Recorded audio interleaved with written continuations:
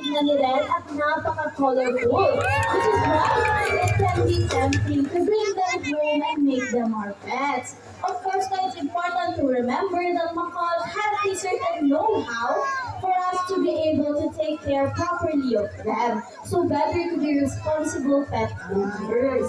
Take Red here for example. Red has been donated to us a long time ago. To be exact, Red was donated to us 15 years ago. And because he is from Brazil, we cannot release him back to Philippine forest. Now you might be wondering, may mga parrot po ba na endemic dito sa Pilipinas? The answer to that is yes.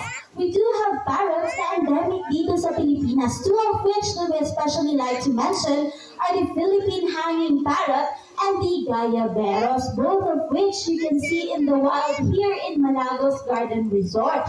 That is why early mornings, we encourage our guests to participate in our bird watching activity. It gets us the chance to just roam around the resort with a binocular, observe birds in their natural habitat, as a gentle reminder to us that we share our home to so many beautiful wildlife. So for today, for PE time, tingnan na natin ang gagawin ni Red.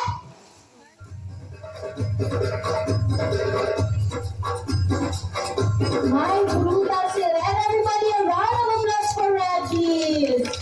Ayan, ang gagawin ni Red sa prutas.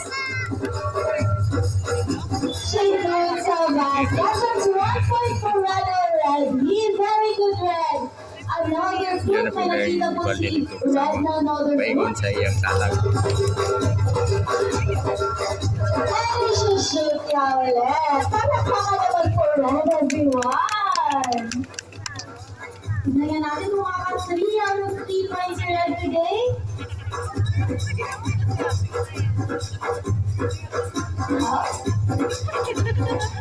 Makukulang ng cheer for Red, everybody. A round of cheer for Red, everybody. Ayan, let's go, Red. Kapoy! Oops, I think that's it for Red today. That's 2 out of 3 points for Red. Palakpakan naman for Red, everyone. Very good, Red. So for this next part of our class now, I want everybody to be a bit serious.